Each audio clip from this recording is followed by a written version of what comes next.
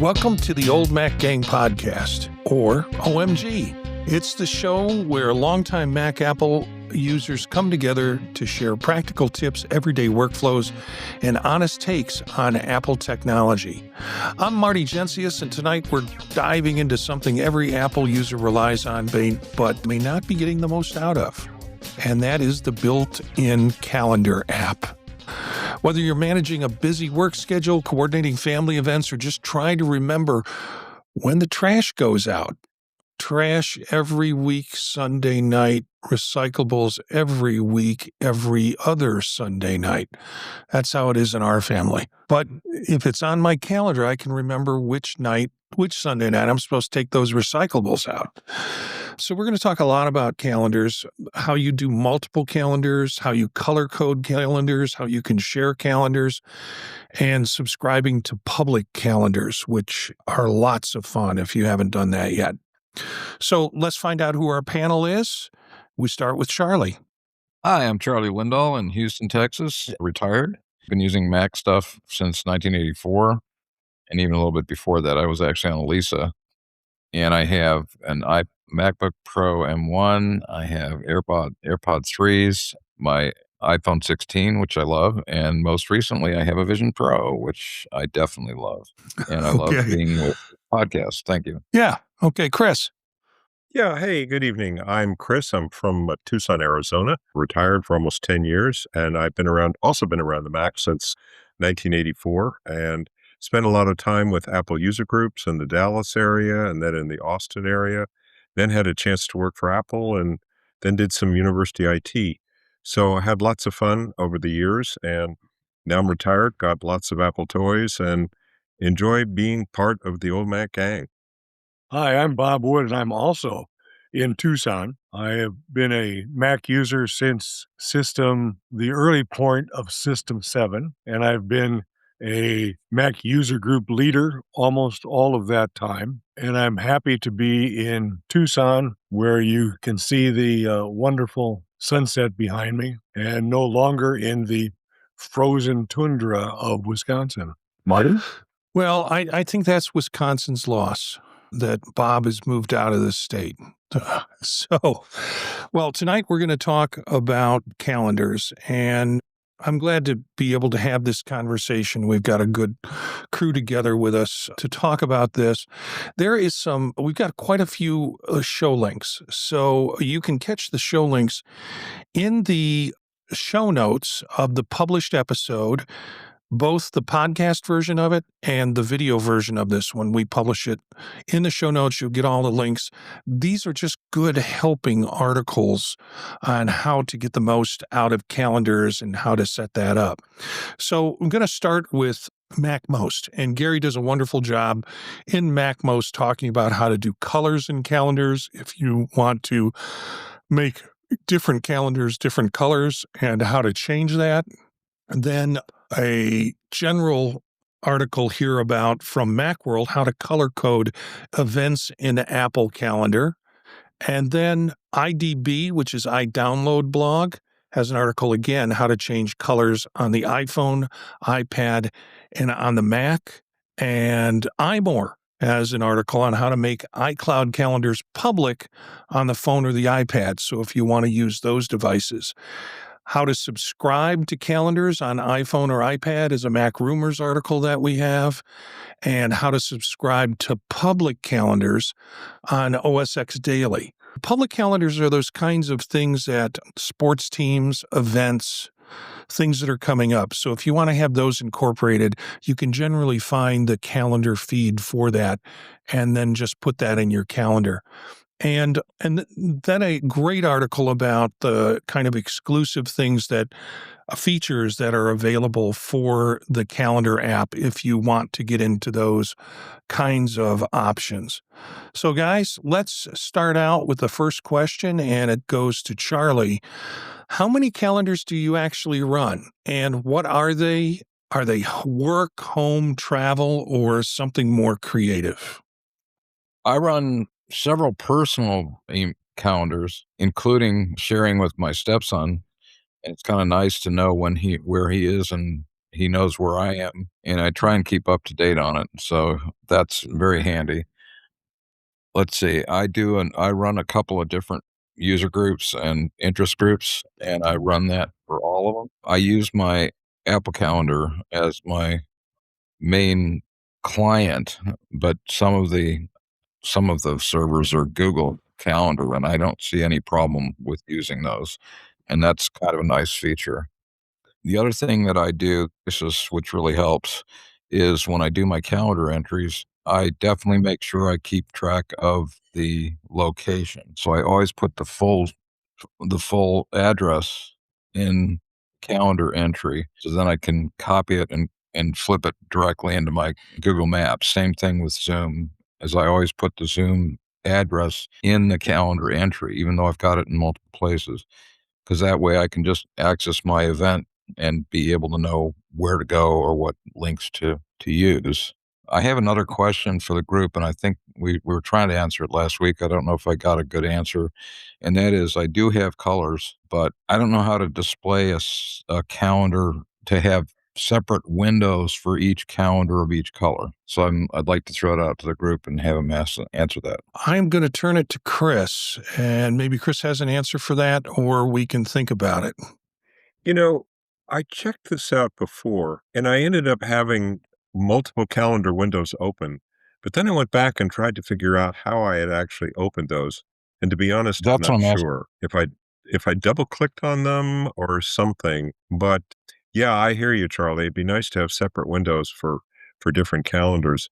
I mean, for me, color has always been a driver, and we'll talk more about Yeah. that. But to get back to Marty's question, I probably started System 7 was near and dear to my heart because that's the reason I got a job at Apple in Austin, Texas, Mhm. was they decided that they needed a new support system for System 7 because it was so much more complex than System 6. And so I probably started running the calendar there. And I probably collected, I think, 40 calendars over the years. I mean, most of these might have been short run, they might have been projects, they might have been different work things, and it was largely driven by color. So when I look at my calendar, I see the different colors and get a sense of what kind of activities I had coming up and that sort of thing. Nowadays, my active calendars are home, family, health is a real big one, friends, another real big one, financial stuff like Quicken and so on, tech, education for Zoom classes and stuff, and then photography for my camera club. And each one has its own colors. For instance, the health calendar is in bright magenta. And you can also customize some of these colors. So you can get a lot more than the standard colors with the picker. And of course, nowadays we can store Zoom links as well into the calendar. And so, that'll just be immediately available, as well as double clicking on a location for a meeting. In Apple Maps, it just brings it right up. So no need to copy and paste. Although I hear Google Maps, I use it too. So I think that's it for this question. Bob? Hi, I only use Apple's calendar.app. Some other people might use a different interface to it like Fantastical, but when I say different calendars, I'm talking about sub calendars in the Apple's calendar.app. I just took a look and the number I'm running right now is 13, but upon further review, there are some that are currently unused. I'm now down to 10, and 4 of those are subscribed calendars, which we'll get into later. That leaves 6: birthdays, home, work, travel, and Zoomin. At my advanced age, it's probably should also add a doctor-specific calendar, Yeah. as we are of an age where more and more time is devoted to healthcare. I often add an appropriate emoji at the beginning of the calendar event, such as a doctor or ambulance before a doctor's appointment. I just saw the dentist this week, and there's a big old tooth in front of Madeira Dental, because it makes it easier for me to see when looking at a calendar on a small screen. Or a barber pole for a haircut appointment, and a sponge for the house cleaning event, and a heart or flowers for our anniversary or her birthday. Yeah, since we've been talking about this and since we have been talking about it since last week, I've been trying to get everything over to the Apple calendar. But frankly, I use Fantastical, and it's hard for me to break away from that because it integrates iCal, Google, and Outlook. And if I wasn't receiving calendar requests and appointments through Microsoft Outlook, that then will appear in my calendar, Outlook's calendar, and then to Fantastical, I would probably just move everything over to the Apple calendar.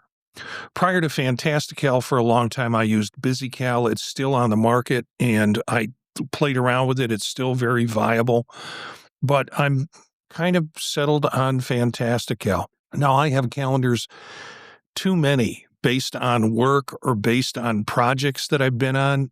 A grant that I was on where we had activities for the people who were here on the grant from 2022. That calendar is still in my listing. However, it's not active because I don't go back to 2022. So you can turn calendars on and off. And currently, I probably have about 20 active calendars. Some of that is because they're duplicates from different calendar inputs.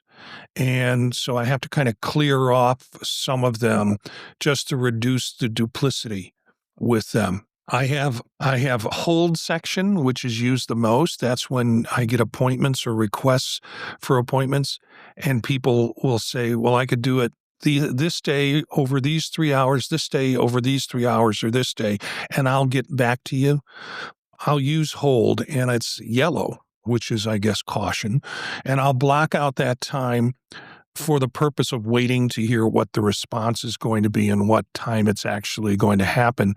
When that happens, then I change it to a meeting appointment and get rid of the hold on that calendar so I have it open for that. I went through and tried to slim down some of the duplicates in the calendars and have been able to do that, I think, successfully. Probably just need to archive some of those so they're still there but not there, if you know what I mean, or put them as hidden so they're not showing up in my menus, but they're still a portion of what's there. So that's what we have for the first question. The second question is, do you color code your calendars? What system do you use, and does it actually help you at a glance? And we go to Charlie again. Hi, I don't use much. I do use minimally the color thing. I mainly use it to flag events that my stepson might be interested in, and that lets me look at a given day as to where, he and I might be at home at the same time. But I don't use it I don't use it extensively. I do say that I do have colors attached to holidays and to birthdays. So that helps me look at a glance, even on my phone, as to important, anniversary holidays. Chris? Yeah, I've I've been using colors since they first became available. And I think it was, memory serves, it was like the second or third rev of the calendar app, and I couldn't tell you which OS it was in, that suddenly supported colors. And I thought, whoa, that's the way I want to go. And then I realized, in order to get a color, I had to create a separate calendar. And so I sort of munged on that for a little while and decided, well, what the heck, why not? So that's how I started getting all these different calendars. But I just wanted to add that, Marty, I totally get what you're saying in terms of Outlook, because we ran an Exchange server at School of Ed for a long time at the university. And, in order for that to work, I was using the Outlook client, and I really fell in love with its focused inbox, which was enormously helpful for me, because even in my work account, I got a bunch of junk mail, and stuff that sort of didn't matter, and I needed to separate the wheat from the chaff. And when you're a support person, you don't miss an email from a faculty. It's just not a good thing. As Marty can attest, doesn't make for a happy faculty member. So, I was really beholden to the focused inbox. And then I would use the calendar in Outlook for all my work stuff, which was sort of then separate from my personal stuff on the Apple calendar. So that worked out for a while, but I used to see the developer from Fantastical at every Macworld over, 6+ years. And I must have seen his demo, I don't know how many times. And it's probably the number one app I never bought, but came really close to. So it's a wonderful app, by the way. I never use BusyCal, so I can't say, but for anybody that it applies to, I mean, Fantastical is a great app. Yeah. Yeah. So, Bob. so Bob, Yes, I do use colors pretty extensively, but what I don't do is I don't tell myself, gee, today I'm going to look at the blue calendar event. Rather, I feel that it can be helpful at looking in the month view to see events relate to each other. So I do use them, but I use them. Yeah, I'm colorblind or color dumb, if I think is the term, where I can see differences between colors, but it has to be very definitive hues in order for me to see it. So a lot of the calendar choices for colors are really light pastels. And at least in my eye, there's not a lot of discrimination between the light pink pastel and the light blue pastel. Those kind of things are difficult for me. So I choose the hardest colors that I can find for my eyes. By that, I mean, I choose like red. Red is all of my class, when I have to be in class, all of my class dates and times, they're in my calendar in red. So I know that's kind of stop, if you want to say that. My meetings are in like a black. I mean, there is kind of a black that you can code through your calendar, and that again brings out a definitive color. I mentioned the yellow before with holding sections out. That's very light. It also means that other events that come in that same area can be seen underneath it or through it. So yeah, so I do use colors, but I'm running out of colors for the amount of different calendars that I have. There's just not enough of a strong dark color in a bunch of different hues for me to choose to be able for it to be effective.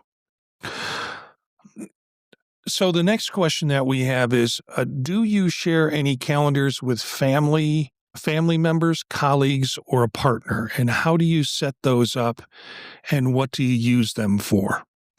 We're going to go to Chris first on this one.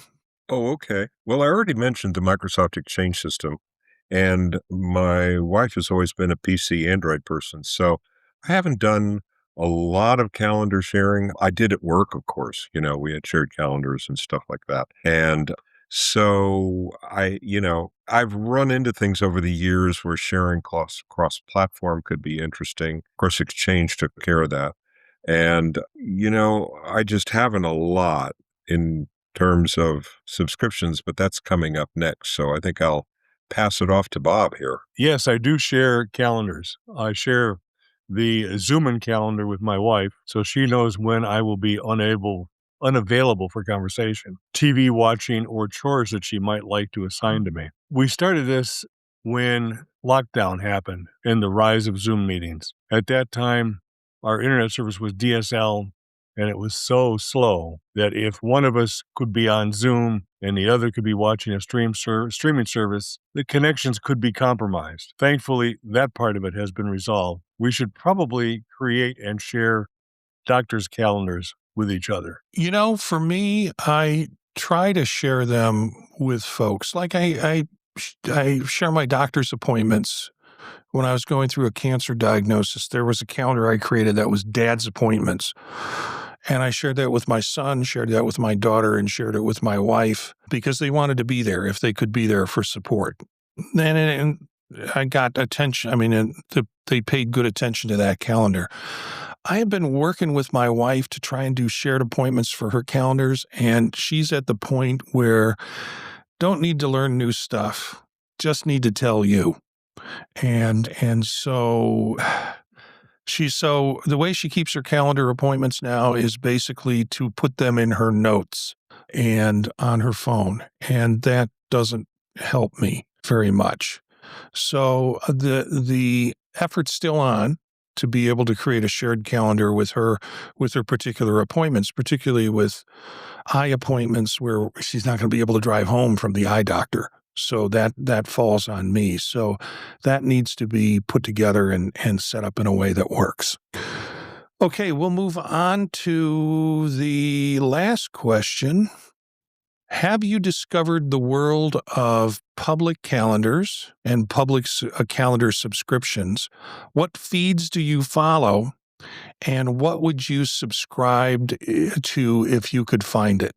And we go to Chris. I used to do calendar subscriptions.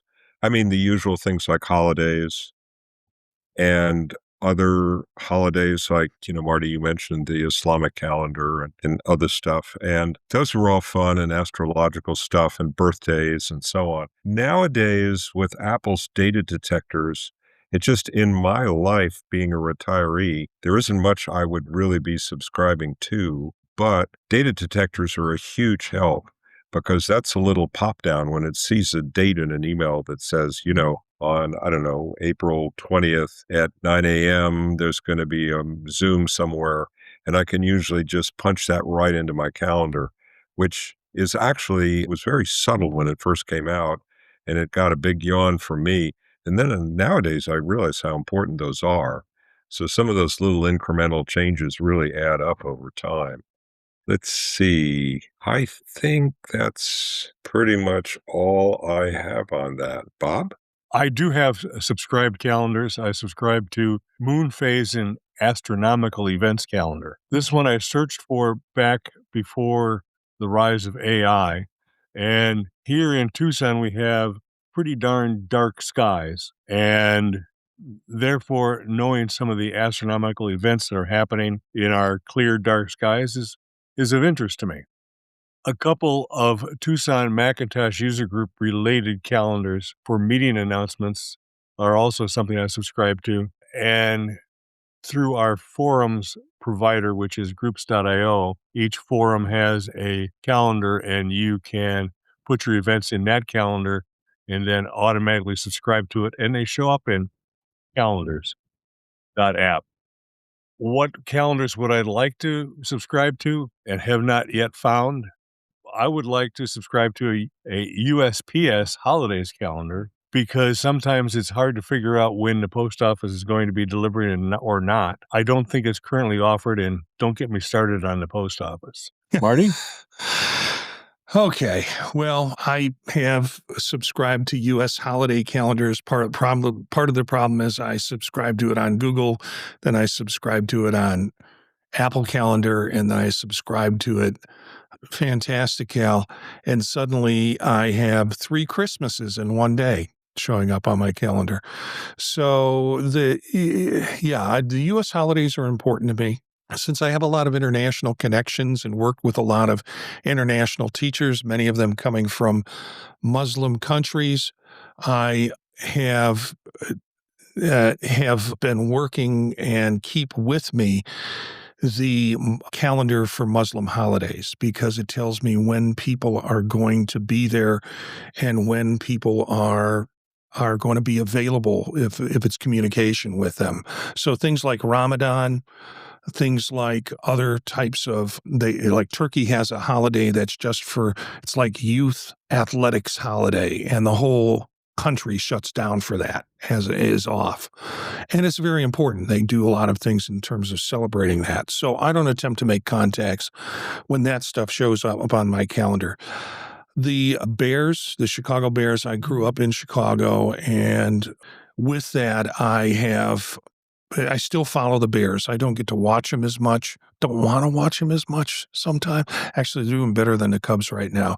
And the last one is the Cubs games.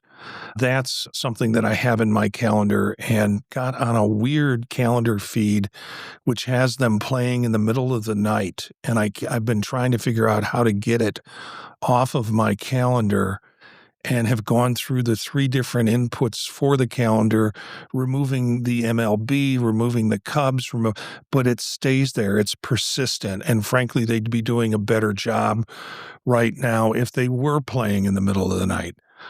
But most recently, F1. F1 has, if you have Apple TV has that as a benefit for folks who want to watch F1.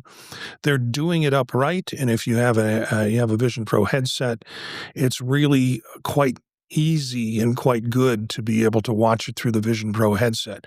So I've gotten kind of addicted to it, and the games were the races right now are on the other side of the world, so they're in the middle of the night, like apparently my Cubs are, and I enjoy watching a race when I can get to see a race on it. So put it on my calendar as a reminder. So yeah, I enjoy them. I can't tell you which ones I could think of if they had one, because all I all you can do if you want to follow your favorite team, for example, on a calendar, all you have to do is Google and ask for the calendar, and often you'll see the little add to your calendar, and it will put the whole schedule in your calendar for a team that you want.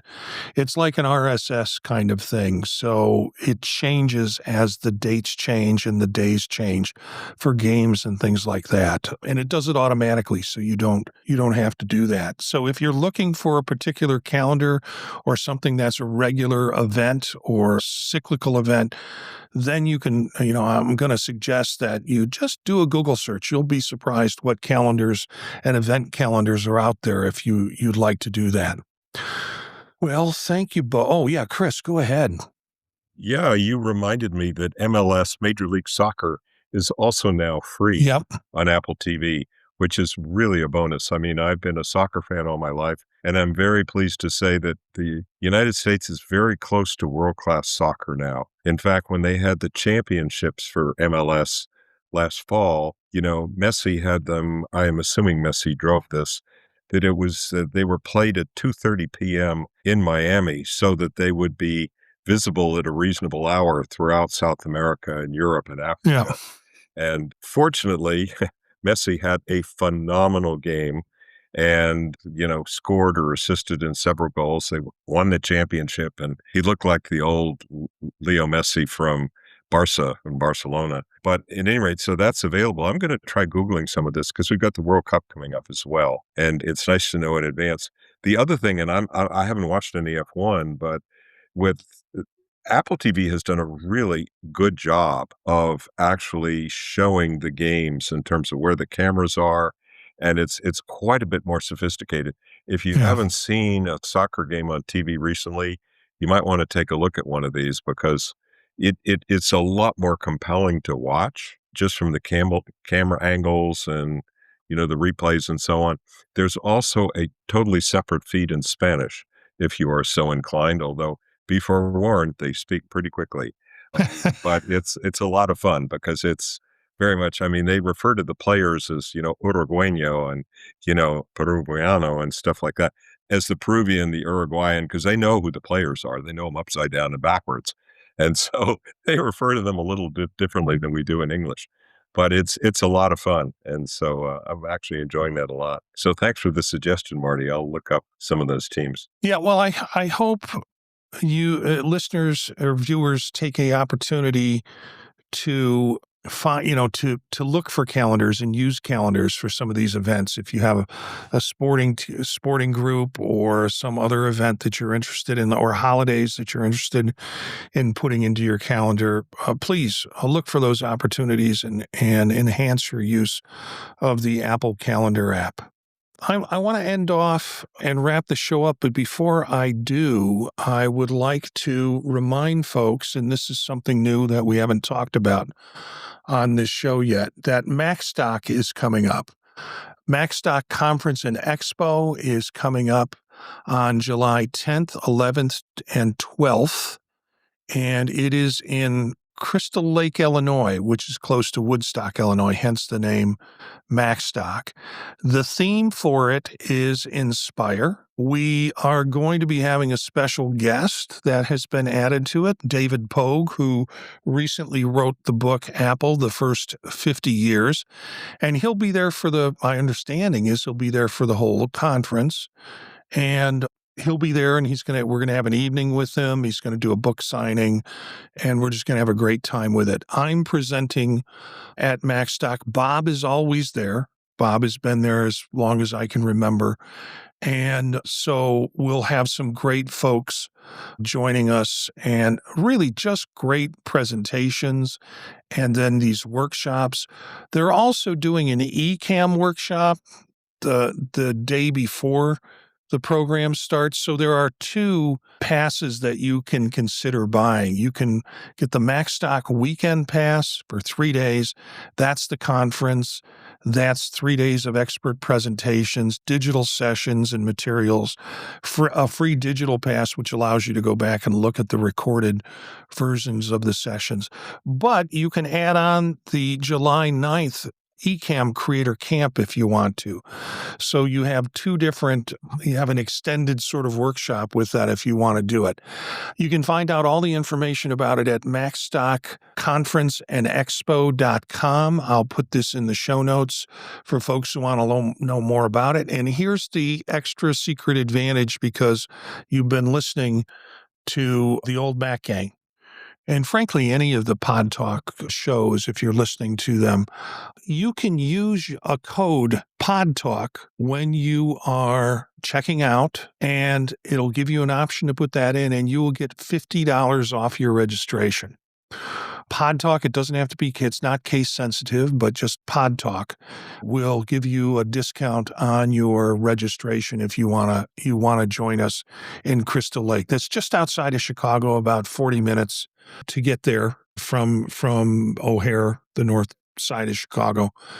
So yeah, you should check out MacStockConferenceandExpo.com. And again, all the information, including the discount code, will be in the show notes of the show. So thank you guys for joining us. We lost Charlie. I got a text message through channels and that he had his power dropped on his device that he was using to be part of it. And by the time he got in, we were getting ready to close. So sorry about that happening with you, Charlie, but we continued on with the show and we'll catch you next time. I do want to mention for those who do follow other of the Pod Talk shows, we are doing our 100th show of Vision Profiles coming up this Monday night. And so join us for that. I'm going to try and do some setup where we can have drop in and have some folks from the Mac network kind of come in and join us for little bits and pieces if they're willing to do that. But it's our 100th show. We are doing our 66th show here with Old Mac Gang. So it just keeps moving along, and that's really great. Sorry about what happened with Charlie. Peter is out traveling this week. We might have a full gang back next week in terms of the Old Mac Gang. So take a look at the calendar and your calendar app and see what you can do, what kind of new things you can do with it. Look at the links that are in the show notes. You can find them at youtube.com/oldmacgang. You'll find the show posted with the show notes in it. You can also find it on the podcast version in the show notes posted. You can email us at thepodtalknetwork@gmail.com, and our website with this show and a bunch of other shows that I do, you can find it at thepodtalk.net. Take a look at those and maybe pick up on a new one that you want to listen to. Thanks to our listeners. Thanks to our Old Mac Gang. And for those of you who are listening to this either live or rebroadcast or just the audio portion of it, because you're listening, you're now part of the Old Mac Gang.